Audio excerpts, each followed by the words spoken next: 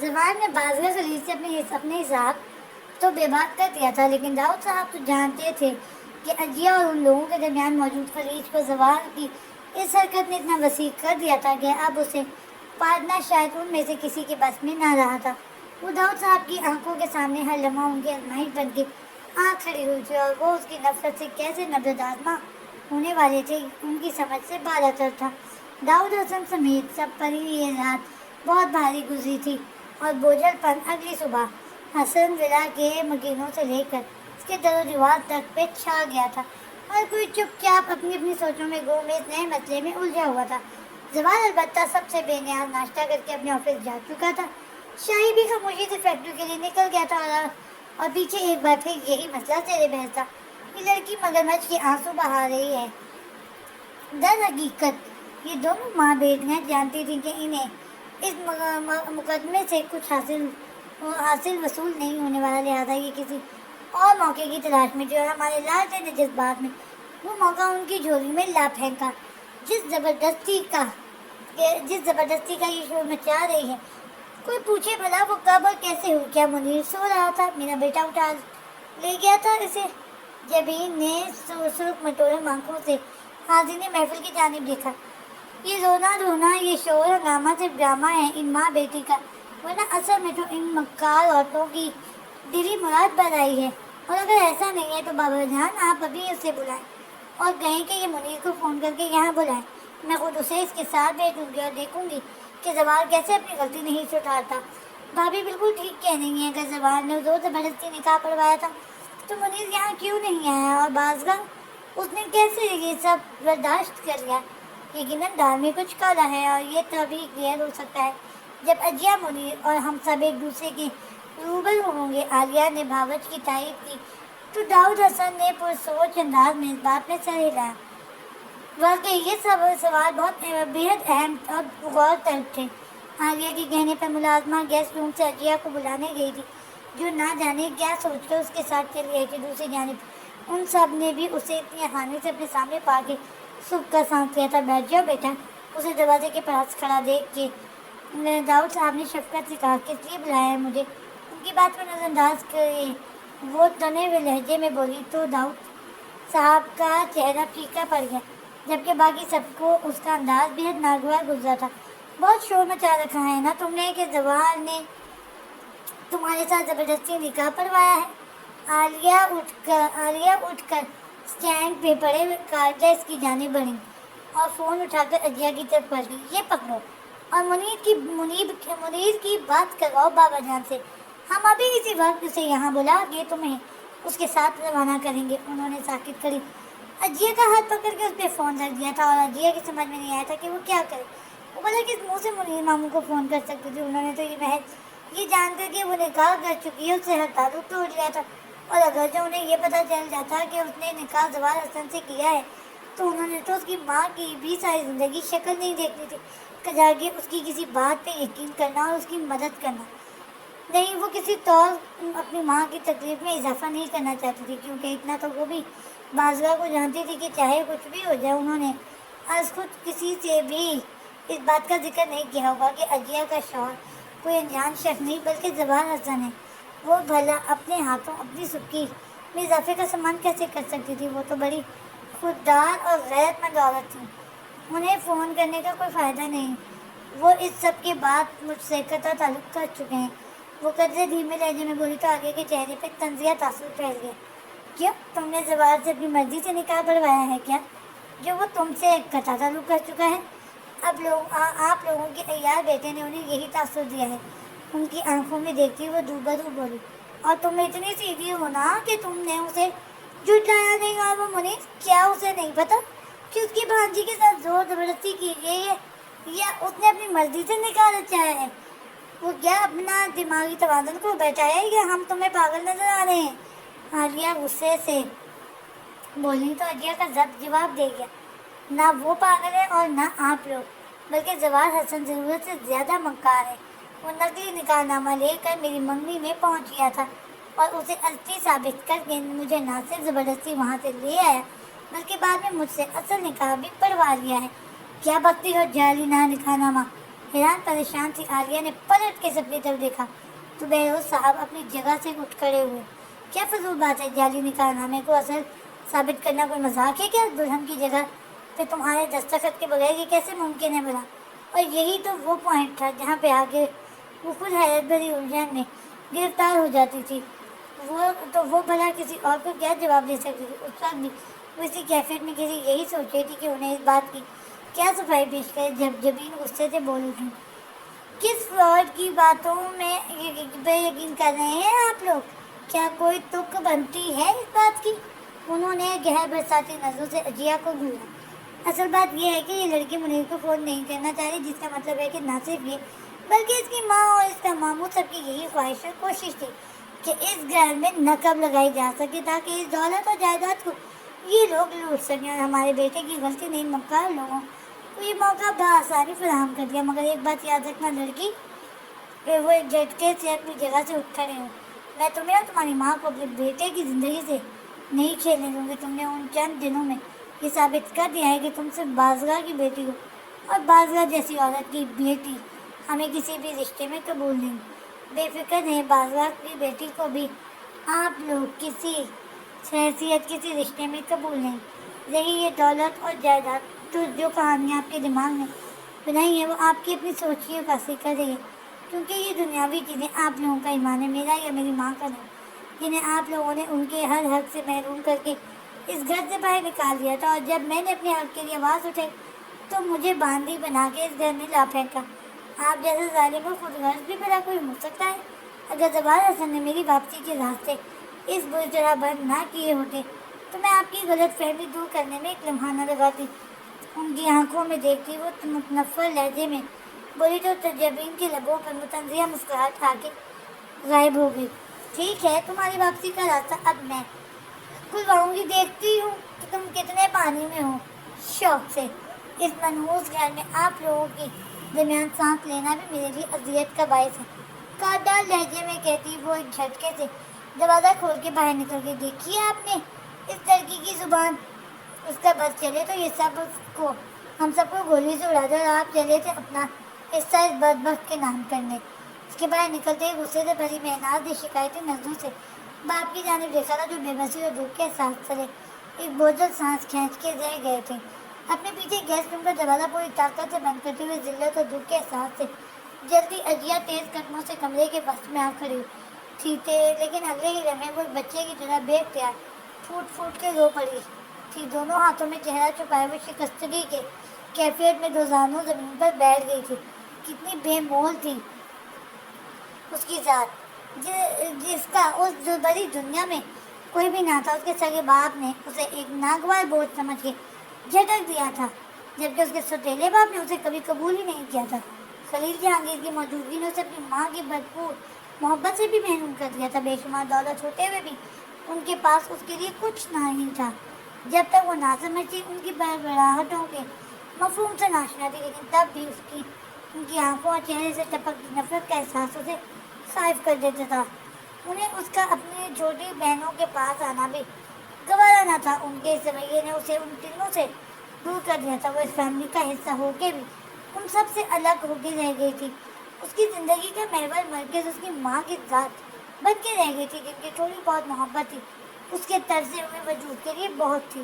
رفتہ رفتہ اسے خلیل جہانگیر سے اپنا رشتہ خود ہی سمجھ میں آ گیا تھا, جس کے بعد اس کے اندر اپنے اصل باپ اور اپنی اصل فیملی کے متعلق سوالوں کا ایک ڈھیر لگ گیا تھا, جس کے نتیجے میں جو تلخ حقیقت اس کی ماں کے ذریعے اس کے علم میں آئی تھی اس نے اس کا دل ٹکڑے ٹکڑے کر دیا تھا. اس کی ممی نے بتایا تھا کہ اس کا باپ نجیب حسن ایک بہت اونچے خاندان سے تعلق رکھتا تھا, جبکہ خود ان کا تعلق نسبتاً کم دولت مند فیملی سے تھا. اسی لیے جب نجیب حسن نے ان سے پسند کی شادی کا فیصلہ کیا تو ددیال والوں نے ایک ہنگامہ کھڑا کر دیا. باوجود اس کے کہ اس کی ممی داؤد حسن کے دوست کی بیٹی تھی, انہیں یہ رشتہ منظور نہیں تھا. لیکن نجیب کی ضد کے آگے ان کی فیملی کو ہار ماننا پڑی تو بلاکر وہ بہو بن کے حسن ولا میں آ گئی تھی. مگر چونکہ ان لوگوں نے انہیں دل سے قبول نہیں کیا تھا, اس لیے ان کی نہ تو کوئی عزت تھی اور نہ ہی انہیں کوئی مقام دیا گیا تھا. ان کے گھر میں آتے ہی تمام ملازموں کو فارغ کر دیا گیا تھا اور پھر ہر چیز کی ذمہ داری انہیں سونپ دی گئی تھی. نجیب حسن نے بھی اپنے ماں باپ اور گھر والوں کی ہر جاتی پہ خاموشی اختیار کر لی تھی. دن ایک ایک کر کے گزرنے لگے تھے. اس کی ممی پریگننٹ ہوئی ہوئی تھی. اسی دوران اس کا باپ اپنی رنگین فطرت کے ہاتھوں مجبور ہو کے اپنی پرانی سرگرمیوں کی جانب لوٹ چکا تھا. بازگاہ میں ان کی دلچسپی دن بہ دن کم ہوتی جا رہی تھی، حتیٰ کہ اس کی پیدائش میں نے بھی ان کے اندر کوئی تبدیلی پیدا نہیں کی تھی. اس کی ممی کے بقول اس کے باپ کو اول روز اس کے وجود سے کوئی دلچسپی نہ تھی. یہی حال باقی گھر والوں کا بھی تھا، جو کئی کئی دن اس کا چہرہ تک نہیں دیکھتے تھے. ہاں، لیکن اجیا کی ذات پہ اپنی اجارہ داری قائم کرنے کے لیے انہوں نے اس کا رشتہ بازگاہ کی مرضی کے خلاف زوال حسن سے طے کر دیا تھا. پھر جب وہ 6-7 ماہ کی تھی تب ایک دن وہ سب ایک فنکشن میں گئے ہوئے تھے. اس کی ممی اس کی وجہ سے جلدی گھر آ گئی تھی، اور تب انہوں نے اس کے باپ کو اپنے کمرے میں ایک عورت کے ساتھ دیکھ لیا تھا. ان کے شور مچانے اور احتجاج کرنے پہ اس کے ظالم باپ نے انہیں کھڑے کھڑے طلاق دے دی تھی. اور جب یہ خبر اس کے باپ کے گھر والوں کو پتہ چلی تھی تب انہوں نے اس کی ماں کا ساتھ دینے کے بجائے اپنے بیٹے کی ہاں میں ہاں ملاتے ہوئے انہیں جھوٹا قرار دے کر اجیا سمیت گھر سے نکال دیا تھا. اور پھر ایسے ہی ظالمانہ طریقے سے وہ اس کے پورے ننھیال کے ساتھ پیش آئے تھے، یہاں تک کہ انہوں نے اجیا سے بھی مکمل طور پر لا تعلقی اختیار کر دی تھی تاکہ اسے جائیداد میں سے کچھ دینا نہ پڑے. عدت کے بعد اس کے نانا نے اس کی ممی کا رشتہ ان کے منع کرنے کے باوجود خلیل جہانگیر سے طے کر دیا تھا. وہ بھی اس شادی کے لیے صرف اس لیے راضی ہو گئی تھی کہ خلیل اجیا کو بھی اپنانے کے لیے تیار تھے. اس طرح ان کی دوسری شادی خلیل جہانگیر سے اٹھی اور وہ اسے لے کر جرمنی چلی آئی تھی، جبکہ پیچھے کچھ عرصے بعد ان کے باپ کا انتقال ہو گیا تھا.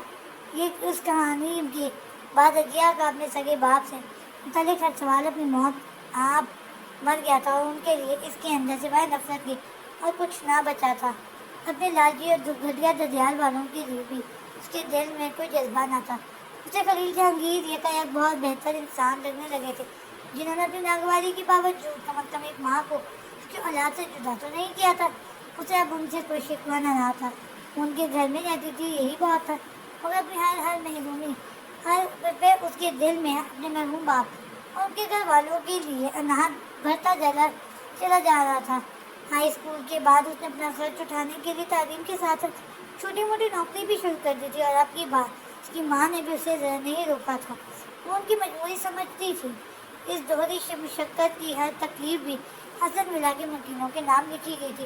وہ جانتی تھی کہ اسے اپنے پیروں پہ کھڑے ہونے کے لیے بہترین تعلیم کی ضرورت تھی، اس لیے اس نے اپنی پوری توجہ پڑھائی پہ مرکوز کر دی تھی. مگر عمر کے 24ویں سال جب وہ اپنا ماسٹرز کر رہی تھی اسے ایک انڈین مسلم لڑکے سے محبت ہو گئی تھی اور بات شادی تک جا پہنچی تھی.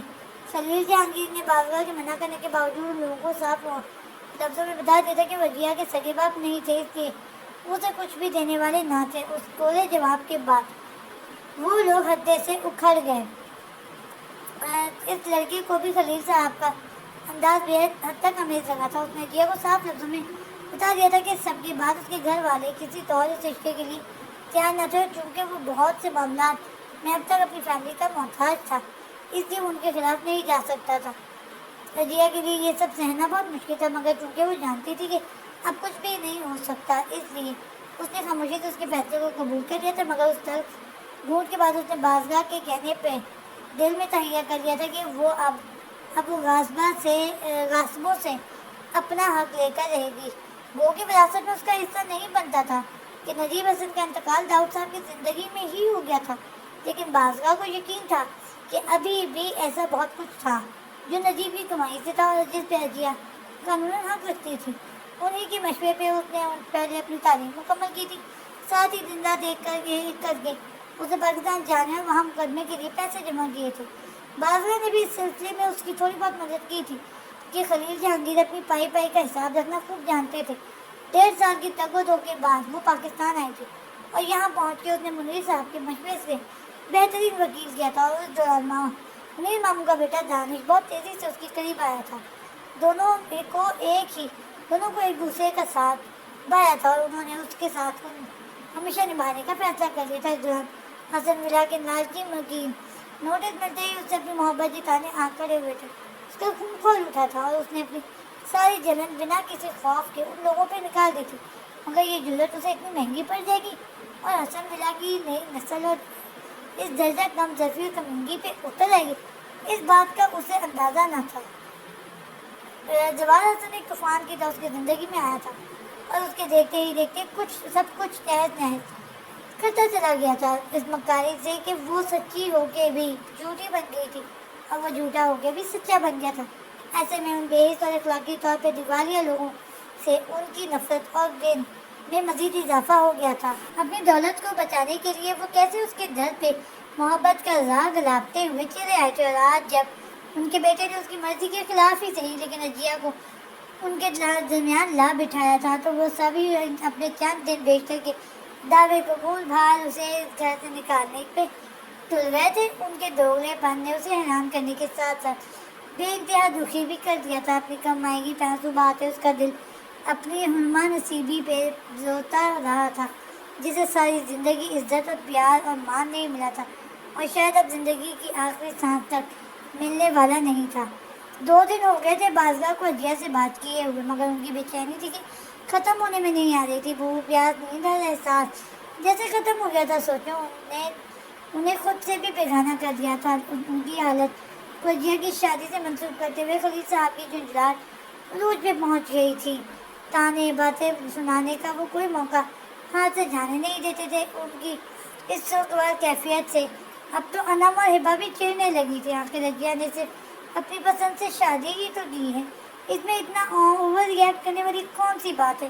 ان کی سمجھ میں نہیں آ رہا تھا۔ ان کی بات پہ بازگاہ کے دل میں ایک بھوک سی اٹھتی تھی، کاش کہ معاملہ یہیں تک ہوتا تو وہ کبھی پرواہ بھی نہ کرتی، مگر یہاں تو پچھلی 25 سال کی بساط ہی الٹ گئی تھی۔ ان لوگوں نے نہ جانے اجیا کو کیا پٹی پڑھائی تھی کہ اس نے زواج سے ہی شادی کر لی تھی۔ لیکن اس سے بھی بڑی الجھن کی بات یہ تھی کہ اجیا نے اگر زواج سے مہینے بھر سے نکاح کر رکھا تھا تو اس دوران اس کا رویہ بازگاہ کے ساتھ تبدیل کیوں نہیں ہوا تھا؟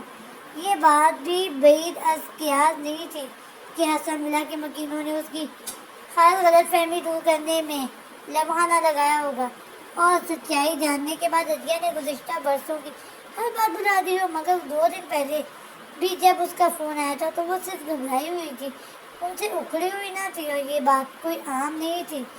اس نکتے پر وہ جتنا غور کرتی جا رہی تھی اتنی ہی ان کے دل میں کھٹک بڑھتی جا رہی تھی۔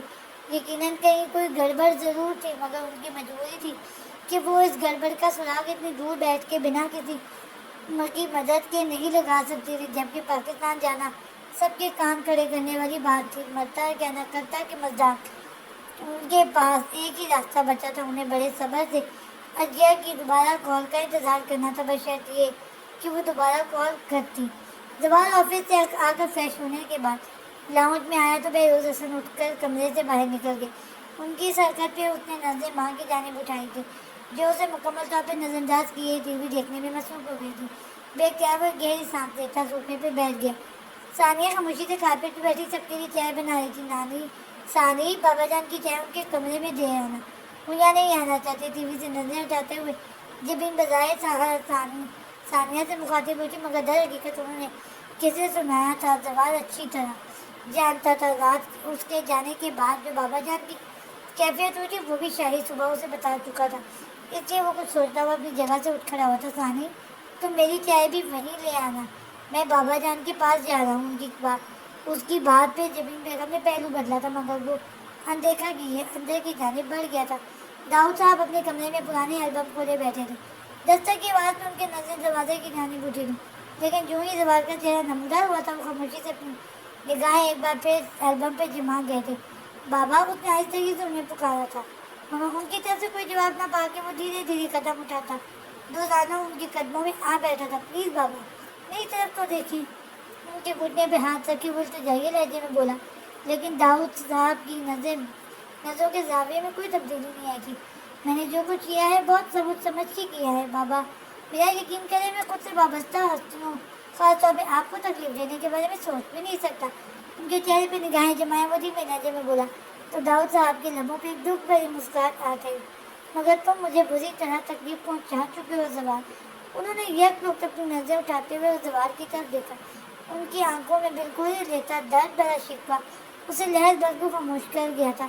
بلکہ صرف تکلیف نہیں، تم نے میرے مان کو بھی ٹھیس پہنچائی ہے۔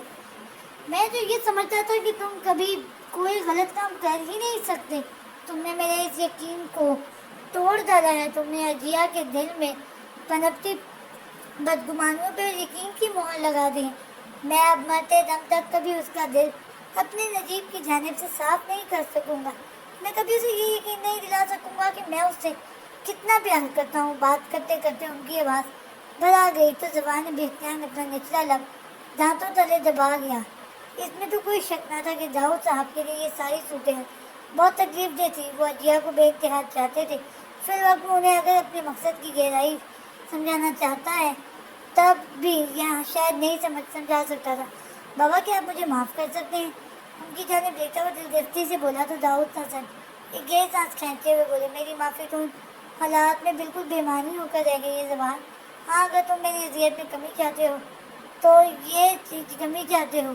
یہ چاہتے ہو کہ تمہارا بوڑھا دادا سکون سے مر سکے تو میری ایک بات مان لو، آپ کہیں بابا، میں آپ کی بات کبھی بھی نہیں ٹالوں گا۔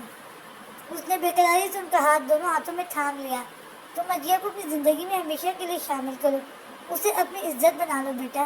اور ان کا مطالبہ سن کے زوال کسی بت کی طرح ساکت بیٹھا رہ گیا تھا۔ وہ تو سمجھا تھا کہ وہ زیادہ سے زیادہ اجیا کو آزاد کر دینے کی بات کریں گے، اور ان کے خاطر وہ یہ بھی کر گزرنے کو تیار تھا کہ یہ سب کچھ اس نے اپنے خاندان کی خاطر ہی تو کیا تھا۔ مگر وہ سب کچھ جانتے ہوئے اسے اجیا کو اپنانے کے لیے کہہ دیں گے، اس بات کا اسے اندازہ نہ تھا بابا۔ لیکن زوال، اگر تمہارے دل میں میری ذرا سی بھی عزت ہے تو تم میرا کہا نہیں ٹالو گے۔ ان کی آنکھوں میں دیکھتے ہوئے انہوں نے اس کے فرار کی ساری راہیں مسدود کر ڈالی۔ وہ یک ٹک ان کی جانب دیکھتے ہوئے لب بھینچ گیا۔ ٹھیک ہے، میں اجیا کو اپنی زندگی کا حصہ بنانے کے لیے تیار ہوں۔ چند کڑے لمحوں کے توقف کے بعد وہ اٹکتے ہوئے بولا تو دروازہ کھول کر اندر داخل ہوتی ثانیہ بھائی کی آواز پہ دم کو خود اپنی جگہ پہ ساکت ہو گئی تھی۔ آن واحد میں ساری بات اس کی سمجھ میں آ گئی تھی۔ مجھے تم سے یہی امید تھی بیٹا، میرا مان رکھنے کے لیے بہت شکریہ میرے بچے۔ فرد مسرت سے جھک کر انہوں نے زوال کا سر چوم لیا تو اس نے مائل بے بسی کی اپنی آنکھیں ایک پل کو بند کر دی۔ لیکن بابا، اجیا تو شاید کبھی نہیں مانے گی، اور امی وہ بھی اس بات کے لیے راضی نہیں ہوں گی۔ ثانیہ اٹھنے ہوئے تیز قدموں سے آگے بڑھی تو داؤد صاحب کے چہرے پہ پرسکون سی مدھم مسکراہٹ پھیلی۔ اللہ نے چاہا تو وہ بھی مان جائیں گی۔ ظہیر، جبین اور بہروز، تو مجھے یقین ہے وہ دونوں میری بات کبھی نہیں ٹالیں گے۔ اور ان کے مطمئن لہجے پہ ثانیہ بے اختیار بھائی کو دیکھ کے رہ گئی، جو نظر جھکائے بے تاثر چہرہ لیے بالکل خاموش بیٹھا تھا۔ یہ آپ کیا کہہ رہے ہیں بابا؟ جبین کی آنکھیں مارے حیرت کی پھیل گئیں۔ کیا وہ لڑکی آپ کو اتنی پیاری ہو گئی کہ آپ میرے بچے کی زندگی تباہ کرنے چلے ہیں؟ کیا آپ نجیب کا انجام بھول گئے ہیں؟ سسر کی جانب دیکھتی وہ غصے سے بولی تھی۔ ان کی بات پہ داؤد صاحب کے چہرے کا رنگ سورج سے پھیکا پڑ گیا تھا، جبکہ بہروز حسن نے تیز نظروں سے بیوی کو دکھا تھا۔ جبین، مجھے مت ٹوکے بہروز، یہ بات کڑوی ضرور ہے لیکن یہی سچائی ہے۔ اجیا نجیب کا خون ضرور ہے، مگر اس کی پرورش ایک حرافہ کے ہاتھوں ہوئی ہے، اور میں اتنی پاگل نہیں کہ گری ہوئی عورت کی بگڑی ہوئی بیٹی کو اپنے بیٹے کی عزت تاز کرنے کے لیے اس کی زندگی میں جاؤں۔ وہ شوہر کی جانب دیکھتی تیز لہجے میں بولی تو بہروز صاحب کی بہویں تن گئیں۔ مت بولو کہ تمہارا بیٹا یہ کام اپنے ہاتھوں انجام کر دے چکا ہے جبین۔ اب ہم میں سے کوئی مانے یا نہ مانے، اجیا اس کی بیوی بن چکی ہے، اور شرافت کا یہی تقاضا ہے کہ وہ اپنا فیصلہ نبھائے۔ لیکن مجھے یہ رشتہ قبول نہیں، زوال کو ہر حال میں اجیا کو طلاق دینا ہوگی۔ وہ بنا کسی جھجک کے اٹل لہجے میں بولی تو داؤد حسن کا دل جیسے کسی نے مٹھی میں لے کر مسل ڈالا۔ یوں نہ کرو بیٹا، اجیا بھی ہماری اپنی بچی ہے۔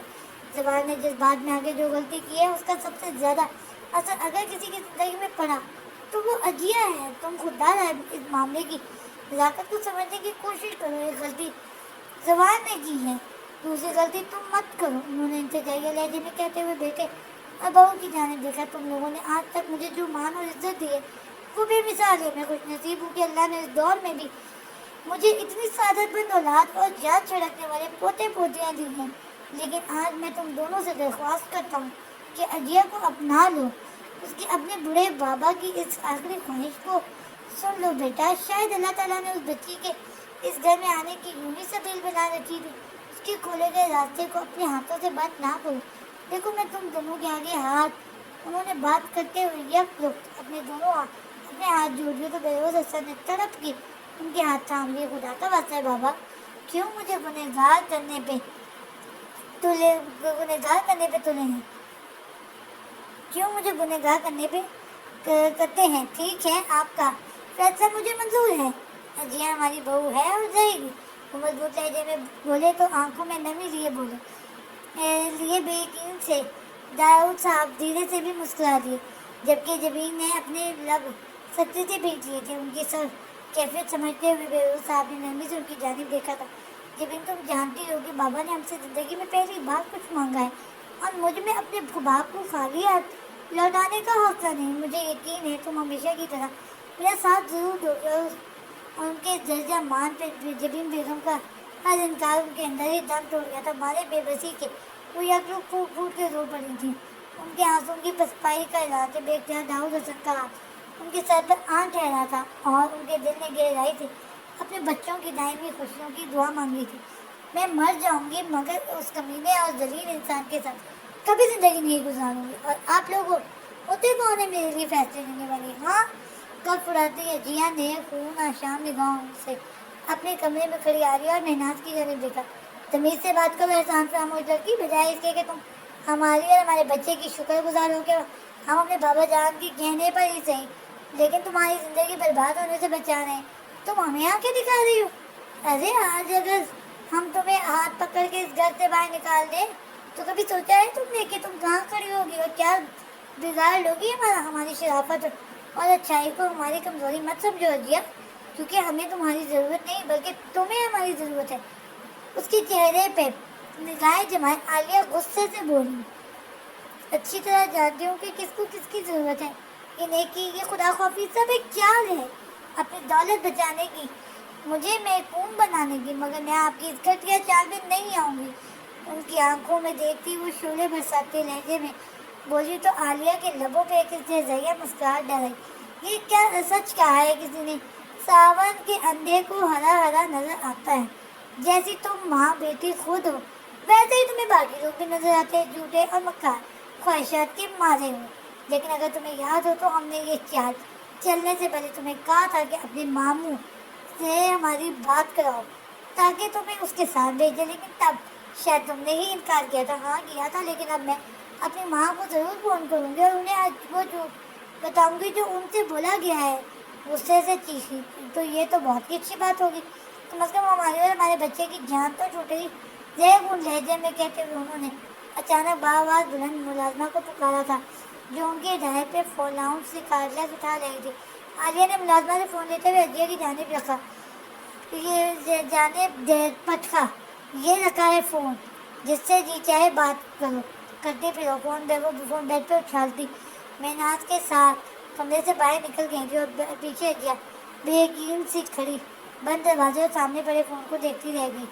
ठीक है, मैं रुखसती के लिए तैयार हूँ। लेकिन रात में आलिया और मेहनाज उसका हतमी जवाब लेने के लिए आई थी, लेकिन उसका फैसला सुन के वो दोनों एक लम्हे के लिए हैरान रह गई थी। उसका खोया कोई अंदाज और बदला हुआ फैसला दो ही बातों की तरफ शायद कर दिया, तो बाज़गनों से बात करने से इनकार कर दिया था या फिर उसने अजिया को नई पट्टी पढ़ाई थी, मगर वो उसे कोई तासुर दिए बिना बाहर निकल गई थी। उसके मुस्बत जवाब में सिवाय एक दाऊद साहब के पूरे घर में खुलबुली से मचा दी थी। हत्या कि जब जवाब को भी पहले उसके इनकार और बाद में इकरार के बारे में पता चला था तो वो बेहतर सोच में पड़ गया था। अगर ये सच था कि अजिया ने हर बात अपनी माँ को बता दी थी, तब तो यकीनन रुखसती का ये फैसला उन दोनों माँ बेटी की किसी मिली भगत का नतीजा था। और अगर ऐसा था कि अजिया नजीब ने अपने हक में बहुत बुरा किया था, क्योंकि वो नजीब हसन नहीं बल्कि जवाल हसन था जो अपने दुश्मनों को किसी और माफ़ करने का कायल नहीं था। ठीक एक हफ्ते बाद वो एक बेहद शानदार तकरीब में जवाल के संग रुखसत होकर बिल्कुल नए अंदाज में हसन विला में दाखिल हुई थी। उसके आने पे दाऊद साहब की हिदायत के मुताबिक सभी रस्में पूरी की गई थी, मगर कोशिश के बावजूद दुल्हा दुल्हन समेत कोई भी रस्मों में दिल से शरीक ना हो सका था। अजिया के वजूद पे छाया सन्नाटा आज अपने उरूज पे था। उसने जब से रुखसती के लिए इकरार किया था उस दिन से ही गुमसुम से हो गई थी दुल्हन की रवायती لباس، زیورات اور خوبصورت میک اپ میں بھی اس کے چہرے کا خالی پن اور لبوں کی خاموشی صاف محسوس کی جا سکتی تھی. لیکن جب رسموں کے اختتام پہ اسے زواج کے کمرے میں لے جایا گیا تھا تب اس کے چہرے کا لے جایا گیا تھا تب اس کے چہرے کا بے تاثر پن شدید گھبراہٹ میں تبدیل ہو گیا تھا. اس نے سوچ لیا تھا کہ وہ سب کے جانے کے بعد سب سے پہلے اپنا اولیا ٹھیک کرے گی, سج سنور کے کم از کم اس کے سامنے نہیں جانا چاہتی تھی. اسے اس گھر میں آئے 1.5 ہفتہ ہونے کو تھا. اس دوران اس کا دوبارہ زواج سے سامنا نہیں ہوا تھا. سب کے باہر جانے کے بعد وہ اپنی جگہ سے اٹھ کے ڈریسنگ ٹیبل کے سامنے کھڑی ہوئی تھی. اپنی عکس پہ نگاہیں جمائے وہ ایک لمحے کے لیے پلکیں جھپکانا بھول گئی تھی. آف وائٹ اور ڈارک گرین برائڈل ڈریس میں وہ بہت خوبصورت لگ رہی تھی, اتنی کہ بے خیال اس کی آنکھوں میں نمی اتر رہی تھی. کاش کہ آج یہ تیاری دانش کے حوالے سے کی ہوتی تو اس کی خوشی کا رنگ ہی کچھ اور ہوتا, مگر شاید وہ محبت کے معاملے میں شروع سے ہی بد نصیب نہیں تھی. تبھی تو اس کا دل کبھی حقیقی خوشی سے ہمکنار نہیں ہو سکا تھا. ڈبڈبائی نظروں سے اپنے عکس کو دیکھتے ہوئے اس نے ہاتھ بڑھا کے اپنے جھمکے کو ٹانا چاہا. جب اس نے اسے اپنے پیچھے دروازہ کھلنے کی آواز آئی تھی, بیٹا رجیے کے ہاتھ لہر برد کو ساکت اور نگاہیں سامنے آئینے کی جانب اٹھی تھی, جو دروازے کے سامنے والی دیوار کے ساتھ ہونے کی وجہ سے پیچھے کا سارا منظر واضح کر رہا تھا. زبان کو دروازہ بند کرتا دیکھ کے جیا کا دل اچھل کے حلق میں آ گیا تھا, مگر بظاہر وہ مضبوط بنی ایک بار پھر اپنے کام میں مصروف ہو گئی تھی.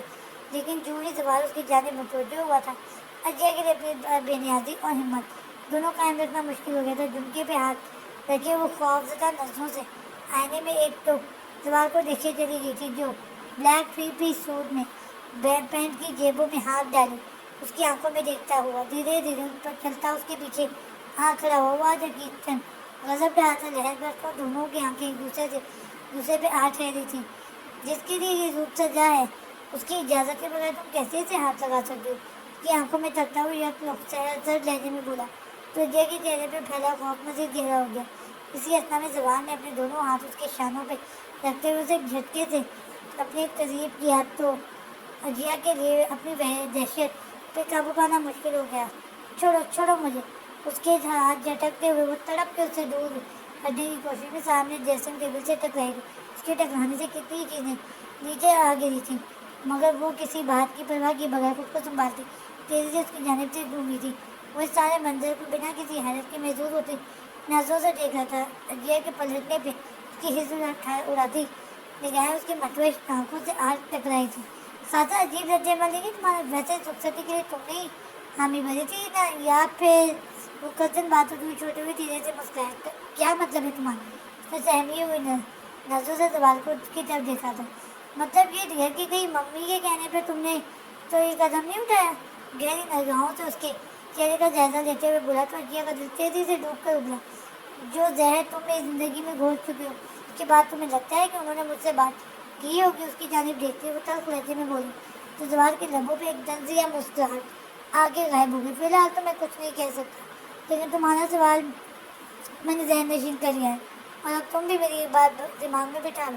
بات کرتے کرتے وہ یک قدم بڑھا کے اس کے سر پہ آکڑا ہوا تو اجیا نے گھبرا کے پیچھے ہٹنا چاہا, مگر زبان نے اس کا بازو بے رحمی سے جکڑتے ہوئے جب اسے اپنی جانب کھینچ لیا, اور اجیا کسی بے جان گڑیا کی طرح اس کے سینے سے جا ٹکرائی تھی.